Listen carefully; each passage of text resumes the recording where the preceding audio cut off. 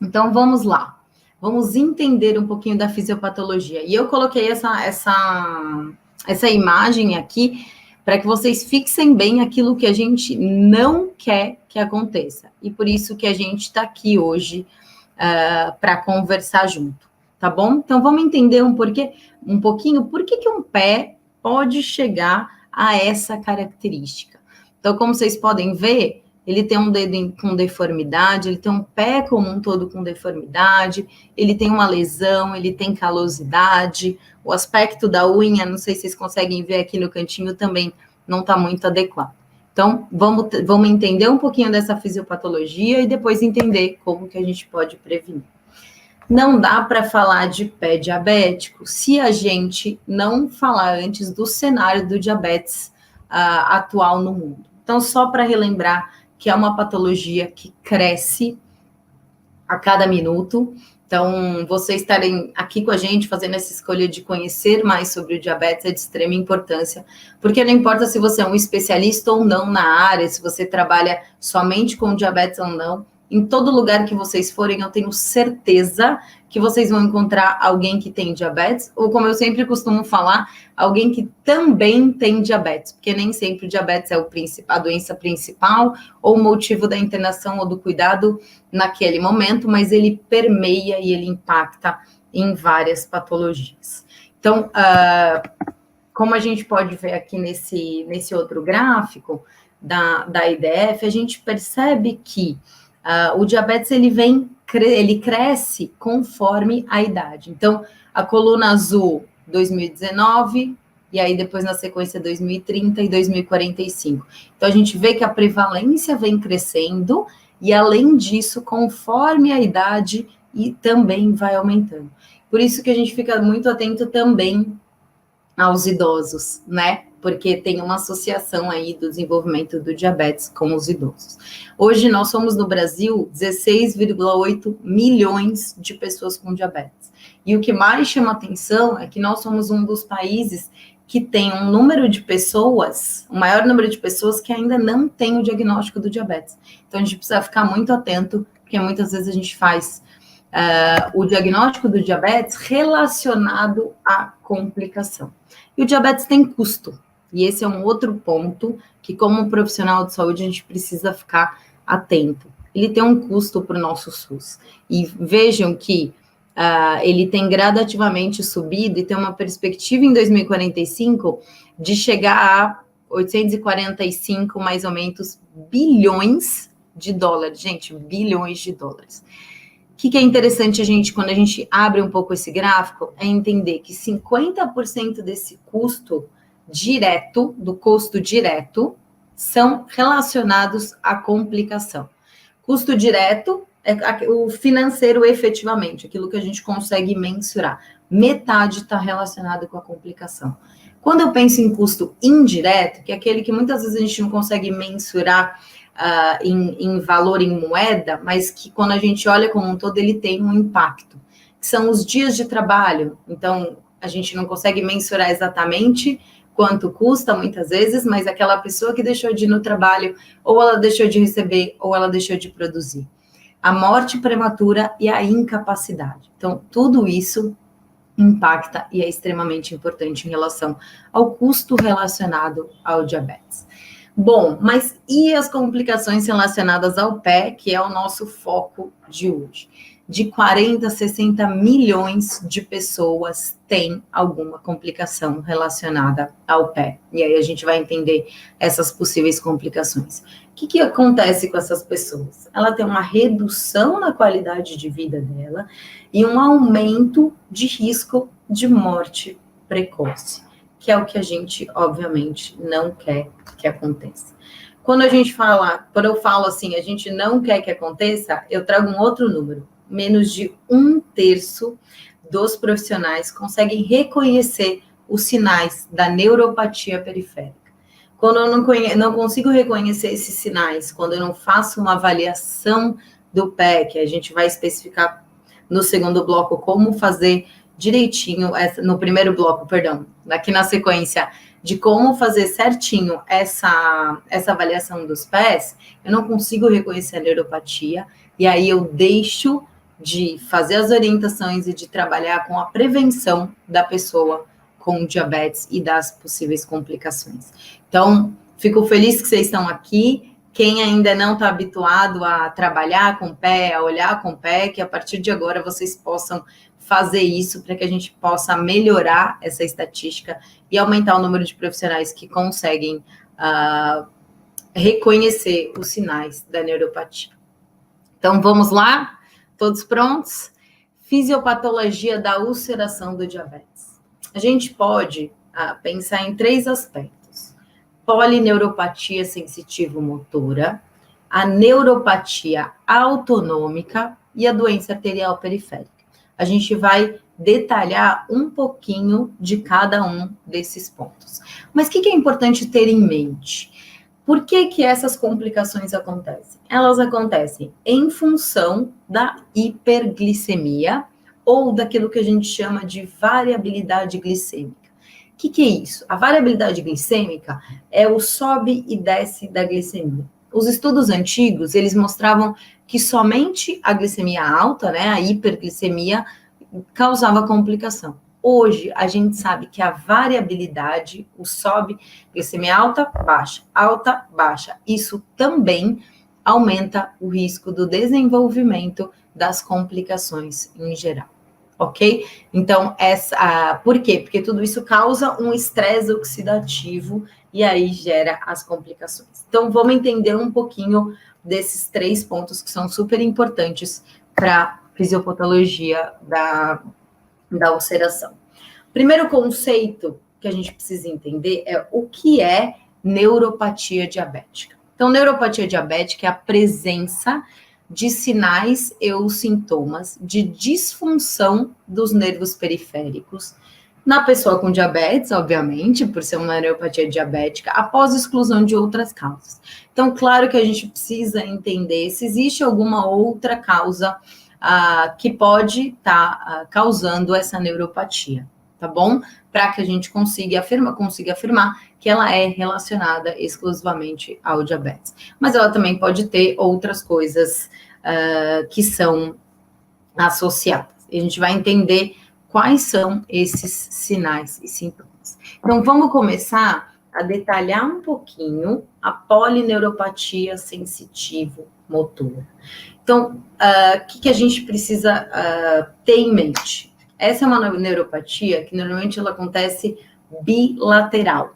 Então, ela acontece nos pés, ou nas 2 pernas, né? Ou nos 2 pés, nas 2 mãos, sempre da mesma forma. Então, quando eu tenho uma queixa assim, só a minha mão eu tenho um formigamento. Então, é algo que me chama a atenção, que talvez não seja uma neuropatia diabética, né? Então, eu vou pensar em outras possibilidades também.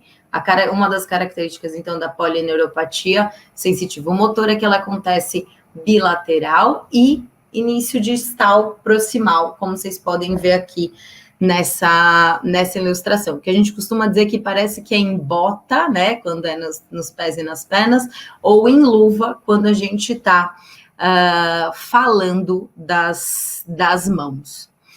Ela pode apresentar um quadro álgico, e isso é um outro ponto importante, porque na pessoa que tem diabetes, o fato de não sentir não significa que ela não tenha a neuropatia, porque um dos sintomas é a ausência da dor. Então, a gente tem quadros álgicos, a gente vai falar um pouco dos sintomas positivos e negativos, mas o fato dela não sentir a dor não significa que ela não tenha neuropatia. Então, isso a gente vai conseguir avaliar melhor com os testes que a gente vai falar daqui um pouquinho. Então, pensando no quadro álgico, nós temos os sintomas positivos, então, dor lancinante, aquela hiperestesia, a alodínia. O que é alodínia? Você vai ver uma queixa muito comum que o paciente fala assim, à noite eu deito, eu coloco o lençol e me incomoda, como se o lençol estivesse machucando a minha perna e o meu pé. Então, é uma sensibilidade muito elevada, um toque muito pequeno. Então, um toquezinho faz com que ele sinta uma dor muito, muito importante. Então, isso chama atenção. Formigamento, outra queixa que a gente ouve com frequência, e também a queimação. Uma outra forma é o que a gente chama de sintoma negativo, que é a dormência ou a anestesia. Então, é aquele paciente que fala assim, nossa, minha mão, parece que eu não consigo sentir direito, parece que ela está sempre anestesiada. Ou, nossa, eu tenho dormência nas minhas pernas, ok? Então, a gente precisa ficar atento para essas queixas. Então, uma boa anamnese que a gente faça, perguntando o que ele sente, como que é essa dor, ou essa sensação, que muitas vezes ele não classifica isso como dor, né? Ele classifica como uma sensação. Outro ponto importante é a questão da piora noturna. Então, muitas vezes a dor, ele fala assim, à noite piora. E aí, quando eu ando, quando eu realizo um movimento, isso acaba, a dor acaba melhorando. Por quê? Porque eu acabo melhorando um pouco a vascularização naquele local e eu tenho um pouco do alívio dessa dor, tá bom? Então, esses são alguns pontos bem importantes na polineuropatia sensitivo motor. E aí vamos entender por que a gente está falando de sensitivo motora. Então, quando eu falo da parte sensitiva, é quando eu associo com a sensibilidade. Então, muitas vezes é insensibilidade à dor, à pressão e à temperatura. E aí vocês devem estar pensando, tá, Gabi, mas você falou de quadro álgico e agora você está falando de insensibilidade à dor, né? Então, quando a gente pensa aqui no quadro álgico, são sintomas, você vê de hiperestesia, de alodínia. Agora, quando eu falo de insensibilidade, muitas vezes, o que eu quero dizer é quando a pessoa machuca, ela não percebe, ela não tem aquela dor daquela lesão, por exemplo. Ou se tem, por exemplo, a gente vai pensar num sapato e tem uma moeda dentro do sapato e a pessoa está pisando naquela moeda. Ele não percebe, ele não tem esta dor do machucado, né? Ele tem aquelas outras características de dor de formigamento ou da anestesia, como a gente estava comentando. A pressão é outro ponto, então ele não consegue também perceber a pressão e a temperatura. E aí, aquele paciente que vai falar, tá todo mundo na praia, todo mundo na sombra, porque fala que a areia ali onde tem sol tá muito quente. E ele tá lá bem tranquila, tá lá como se nada tivesse acontecendo. E aí, a hora que ele vai ver, ele tem uma queimadura, ele tem uma bolha no pé, porque ele não consegue discernir o quente do frio. Então, ele não consegue ter essa percepção. E o déficit de propriocepção. O que é o déficit de propriocepção? Quando eu estou de pé, quando eu estou caminhando, ou quando eu estou aqui sentada, eu consigo, de alguma forma inconsciente, né? Eu tenho essa percepção de como o meu corpo está. Então, eu consigo perceber que meu corpo, que eu estou sentada na cadeira, minhas costas estão encostadas, e aí, de repente, eu canso um pouquinho, eu trago as costas, ou eu me mexo um pouco quando eu percebo que tem uma pressão um pouco maior na minha perna, que a forma que eu sento não está tão confortável, e a mesma coisa quando eu estou andando. Então, eu tenho a percepção do meu andar, do meu caminhar. Quando eu tenho essa alteração de propriocepção, eu perco essa sensibilidade. E qual que é a grande questão quando eu perco essa percepção? Que muitas vezes eu mudo o meu jeito de pisar e eu acabo não percebendo. E isso gera diversas consequências. Quando eu penso em motora, eu estou falando de limitação da mobilidade articular, então, da articulação, do pé, dos dedos, do tornozelo. Eu tenho alterações musculoesqueléticas, então às vezes eu tenho uma atrofia muscular, tenho deformidades neuropáticas, tenho aumento da pressão plantar, então você vê que muita coisa do sensitivo motor ele caminha junto, eu tenho uma carga biomecânica normal no pé e eu tenho a hiperqueratose. Então, a hiperqueratose é aquilo que eu sempre falo que é uma forma de defesa do nosso pé. Então, quando ele começa a perceber que eu estou mudando o jeito de pisar, porque eu tenho um déficit de propriocepção, eu estou aumentando a minha pressão plantar, o meu corpo começa a se defender e ele começa a formar hiperqueratose para que ele tente proteger aquele local. E muitas vezes essa hiperqueratose, quando a gente percebe, vai mexer e olhar, fazer o desbridamento por baixo, eu posso ter algum tipo de lesão. E aí eu tenho a neuropatia autonômica, que é a disfunção dos nervos que regulam as funções corporais involuntárias. O que é isso, Gabi? Vou pensar, sudomotoras, anidrose, fissuras, ou seja, eu tenho uma pele que ela é menos hidratada. E aí lá para frente a gente vai falar sobre a importância da hidratação, e é justamente por essa neuropatia autonômica das glândulas sudomotoras.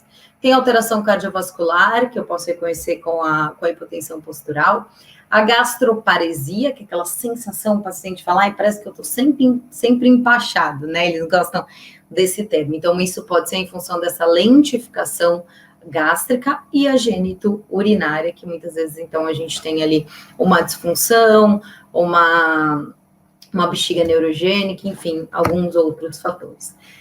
Agora, vamos pensar na doença arterial periférica, que é a arteriosclerose dos membros inferiores, que podem acarretar a uma isquemia. Como que eu percebo? Como que vocês vão identificar a DAP? Claudicação intermitente, que é aquela hora que você começa a caminhar, você sente dor, principalmente na panturrilha, e quando você para, ela melhora. A pele, olhar a característica da pele da pessoa com diabetes é muito importante. Então, aquela pele atrófica, brilhante. A gente vê que tem pouco pelo, né? O pelo é mais raro, ele só está pontualmente em alguns lugares, às vezes nem tem mais a pelificação, aquela pele bem brilhante. E aí também tem a coloração das extremidades inferiores. Então, quando eu elevo essa perna, eu percebo uma palidez, e quando os membros estão para baixo, eu percebo uma hiperemia reativa, né? Então, fica aquele vermelhão na perna. Unhas distróficas. Sim, pessoal, alteração ungueal tem relação com a parte de irrigação dessas unhas. Então, é aquela unha que ela não é uma unha brilhante, uniforme, né, certinha, assim. Ela tem aquelas veigas, ela tem, esqueci o nome, aquelas ondulações na unha, que muitas vezes a gente fica na dúvida, será que é o formato da unha? Será que esse paciente está com uma onicomicose, né? Muitas vezes é uma característica similar entre as duas coisas. E também a presença de lesões ou gangrenas. Ou seja, tudo isso eu preciso olhar na pessoa com diabetes para tentar identificar uma possível doença arterial periférica, ok? E aí esse aqui é basicamente um resumo disso que eu coloquei. Então, diabetes, polineuropatia autonômica, polineuropatia sensitivo-motora, neuropatia autonômica e a DAP. Tudo isso aumentando o risco do pé e levando à ulceração, tá bom? E aí a gente vai especificar e falar um pouquinho mais sobre esses aspectos. Bom, Gabi, entendi a fisiopatologia, né, de uma maneira breve, claro, em função do nosso tempo, mas consegui entender o que acontece. Vamos pensar agora nos pilares para a gestão do pé. Ou seja, o que você precisa ter em mente de fazer com a pessoa com diabetes, ou orientar para que ela ou outro profissional faça isso, tá bom? Então, são 5 pilares.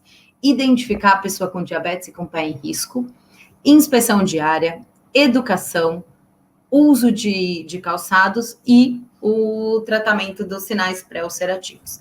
Vamos focar nessa primeira parte, né? Identificação da pessoa com diabetes com os pés em risco, ok? Então, vamos lá.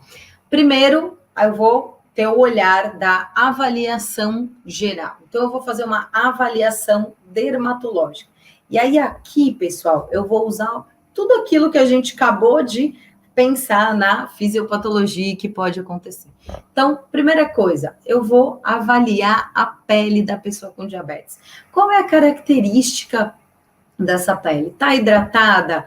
Tá ressecada? Tem fissura? Lembra que eu falei? A neuropatia autonômica, ela altera as glândulas sudoríparas. Então, eu vou ter uma alteração na hidratação dessa pele. E aí, eu vou analisar quais são essas características. Como que tá a unha? É uma unha encravada? É uma unha distrófica? Tem alteração na cor, formato, aspecto, espessura? Então, vou entender qual que é o aspecto dessa unha. Espaço interdigital. Será que ele tem maceração? E a maceração, ela vem principalmente em função da umidade. Tem alguma lesão? Então, será que ele tem uma micose interdigital por causa dessa umidade também? Pilificação, se ela está diminuída ou normal, como eu já citei, e aí eu vou avaliar também a coloração. Se tem cianose, dermatite ocre, lembrando que a dermatite ocre a gente percebe com aquele escurecimento da pele, né, que é em função de uma pigmentação em função das hemácias naquele local da pele, do extravasamento das hemácias, palidez na elevação e rubor ao declive, como a gente já comentou. E também eu vou olhar a deformidade óssea. Esse é um ponto, pessoal, super importante. Mais para frente a gente vai falar sobre sapato, né? Então, entender essa deformidade, como ela é, se é um pé calvo, se ele tem um dedo em garra, se ele tem um hálux valgus, porque isso aumenta o risco dessa pessoa ter uma lesão no pé, em especial se ela tiver uma alteração de sensibilidade, ou seja, ela não perceber se algo estiver machucando o pé dela. Aqui, ó, essas fotos ilustram exatamente o que a gente acabou de falar da avaliação dermatológica. Então, dá uma olhadinha nesse pé. Ó, a unha do hálux, é um paciente que bateu essa unha e não percebeu, ela estava totalmente descolada, essa unha. Ele não tem nenhuma pilificação, vocês podem verificar, super desidratado esse pé. Olha a característica da unha bem distrófica, bem quebradiça, e dá uma olhadinha no espaço interdigital. Estão vendo? Uma super umidade aí que precisa urgentemente ser tratada. Então, acho que essas fotos conseguem ilustrar um pouquinho daquilo que a gente estava conversando ali na teoria. Aí também eu vou fazer o quê? Vou avaliar a limitação da mobilidade articular, e a gente fala do sinal da prece. Então, quando eu faço o sinal da prece, vocês veem que eu consigo encostar um dedo no outro. As pessoas que têm diabetes, com neuropatia e têm uma alteração da mobilidade articular, nem sempre eu consigo encostar. Então, eu acabo tendo aqui um afastamento e uma deformidade. Então, pedir para o paciente fazer, enfim, dever a religião, se vai ser o amém, se vai ser o namastê, não importa o que ele acredita, você já consegue, então, avaliar se ele tem alguma limitação da mobilidade articular.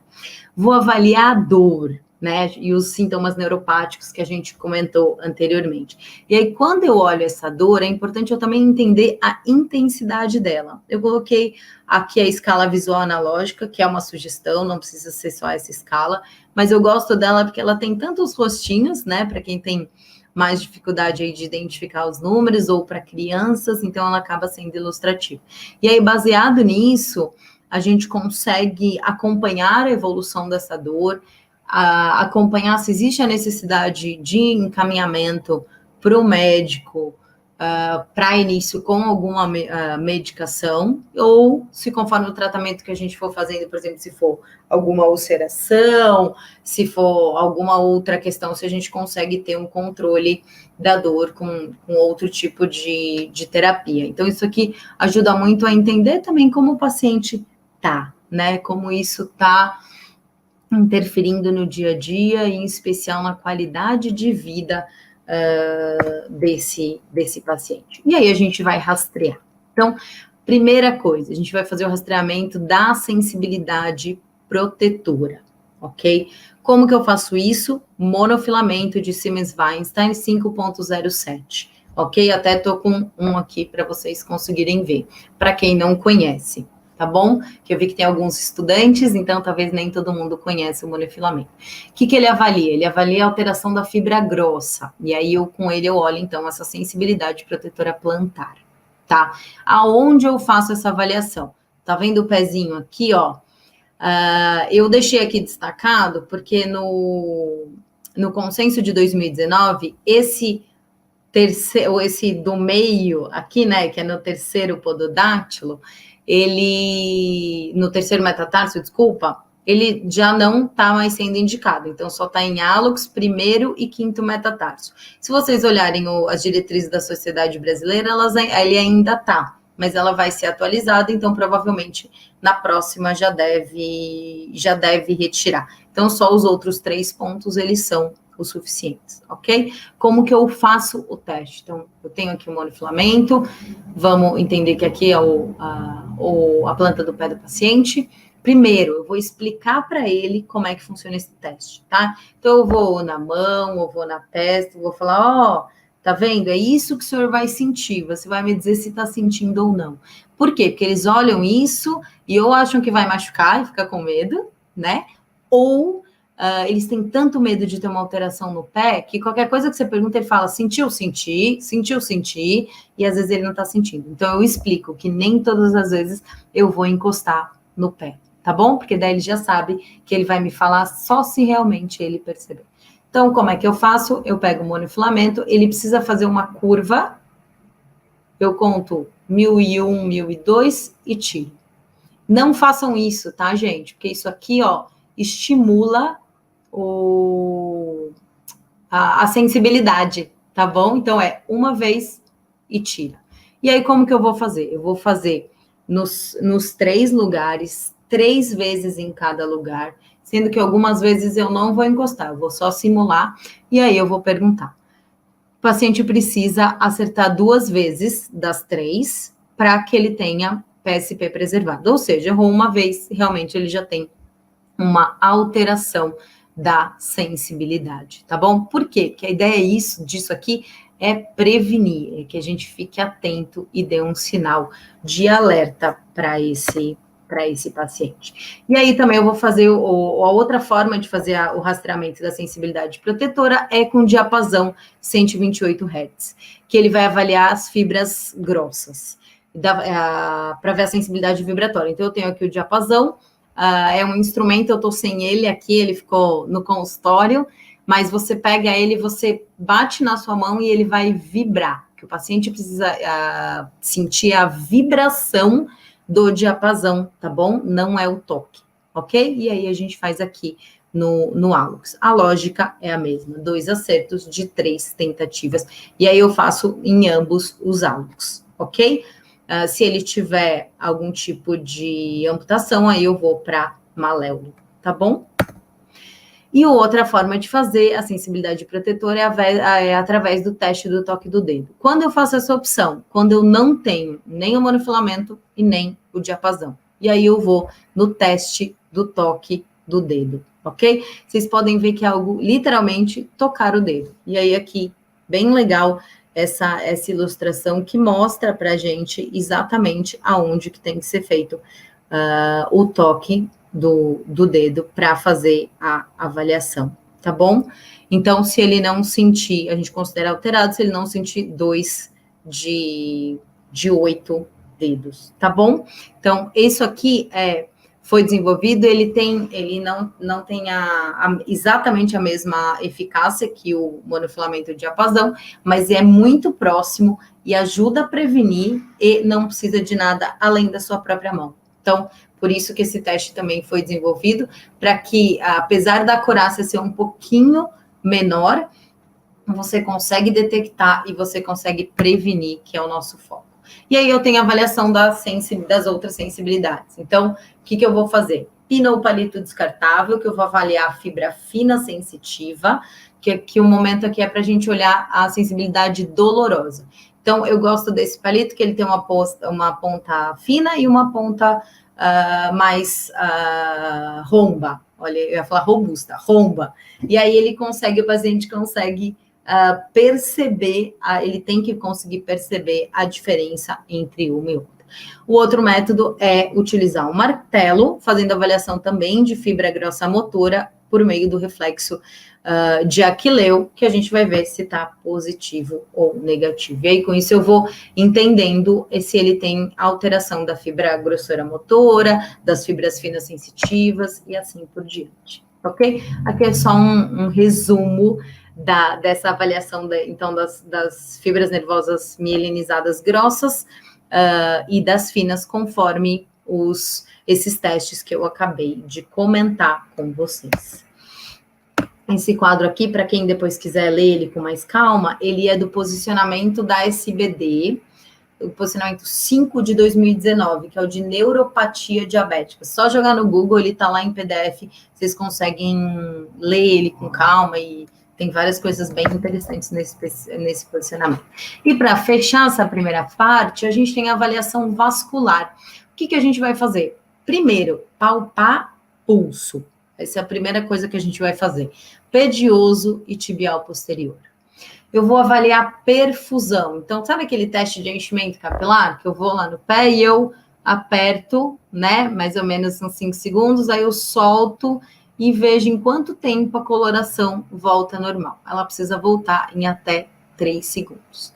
E aí também o teste de elevação, que foi aquilo que eu comentei, que mostra, então, a alteração vascular e possibilidade de isquemia, elevando a perna ou quando ele tem rubor ao declínio. Ou seja, pessoal, quando o paciente entra na nossa sala, eu já começo a ficar de olho e a observar a forma do pisar, como que tá o sapato dele, como é que tá o aspecto da perna, tudo isso já me ajuda a ter a percepção do que pode estar acontecendo. E também a outra forma de avaliação vascular, que nem todo mundo tem a disponibilidade, é o índice tornozelo-braço. Por que nem todo mundo? Porque a gente precisa, então, desse Doppler portátil. Como é que eu vou fazer? Eu vou fazer uma comparação da pressão sanguínea sistólica, então eu vejo nos 2 braços e vejo qual que é a maior, e com a da tibial posterior ou a pediosa, com a da artéria braquial. E aí eu vou pegar essas duas e vou fazer uma divisão da maior da pressão sistólica pela maior da pressão braquial. E aí, dependendo do valor, eu vou saber se eu preciso, se essa pessoa tem um ITB, que a gente chama sugestivo de isquemia, ok? A gente não fecha o diagnóstico, mas ele é um sugestivo de isquemia, e aí eu vou saber que é um paciente que eu preciso encaminhar para um vascular, para fazer uma avaliação aí mais detalhada, um ultrassom Doppler, enfim, fazer toda a avaliação, ok? Então, é outro teste bem importante. Gabi, não tenho ultrassom, meu serviço não vai comprar. Tá tudo bem, gente, ó, palpação de pulso e ver perfusão e teste da elevação. Isso aqui já dá vários indícios pra gente, ok?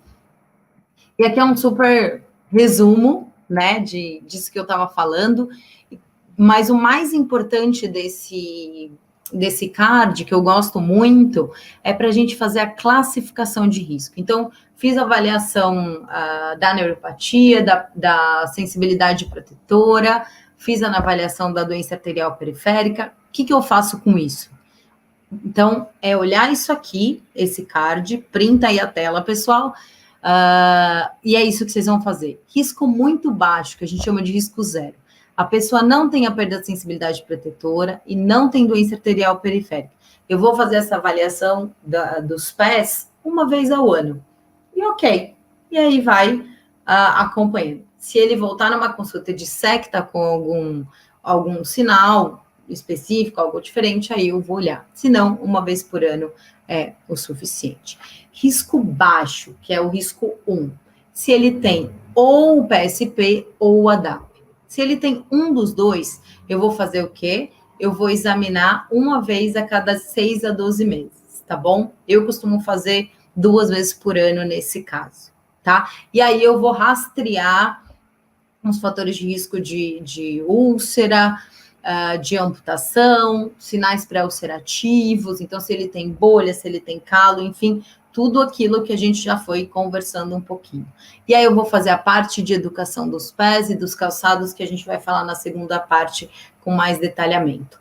Se eu tenho um risco moderado ou risco 2, quer dizer que ele tem o PSP mais o da ADAP, ou PSP e deformidade no pé, ou DAP e deformidade no pé. Vocês veem como é importante a questão da deformidade. Aumenta muito o risco de lesão.